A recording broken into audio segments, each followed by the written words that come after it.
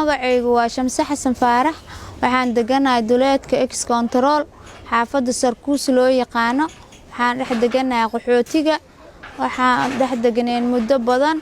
waxaan dadkii dhamaale waa naga barakaceen waa naga qaxqaxeen markii aan rabnay inaan ka daba guurno dadkii dhan meeshii nooga guuro cidlaan deganahay inaan ka daba guurno markaan damacanay waxaa naga dhintay odagii wuxuu u socday xoosh baawur wuxuu ka raacay Sarkuusta wuxuu ku tagaa X oo mid kale ka qabsan jiro xoosh uu aadi jiray waxaan ku ogaanay markii hore anaga ma aan ogeyn waa iska baadi goobeena oo kaliya waxaa noo sheegay wiil yiri aniga si isku saana ahayn anna waa ka hormaray oo markaa aniga meesha uu iiga haray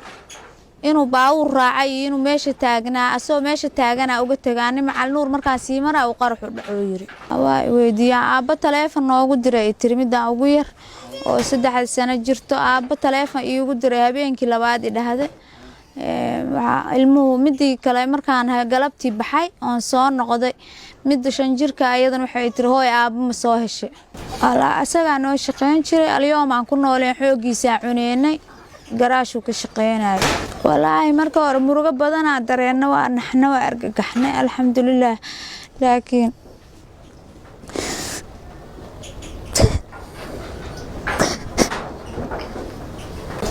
muslim ilaahay markii damba noo soo miciinay oo nala soo hadleen annaga nin walbeeta annaga intaan noolnahay wax idin siin doono war annaga in ka warqabeen soo dheen aniga maanta waxa iigu daran oo ku haysto ilmahaas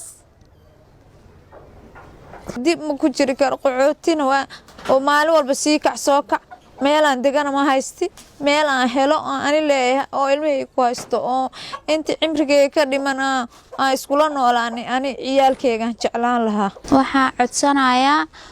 cid alaale cidii wax igala qaban karta ciyaalkaas waxbarashadoodii iyo deegaan meelaan dego iyo awoodo in anaga sidaan hore in kugu sheegnaa meeshii ka guurana la yiri waaye welina waa aan deganahay meelaan hadda u guurno oo han qaadnama intaan kacayno ama meelaan salka dhigno aan raadsanayno oo noo umadaas aan ka helayno dawladda deetay hadii shakhsi yahay iyo haday hay'ad tahay waxaan rabaa inay lambarkayga igala soo xiriiraan eber 6 hal 5 9 40 64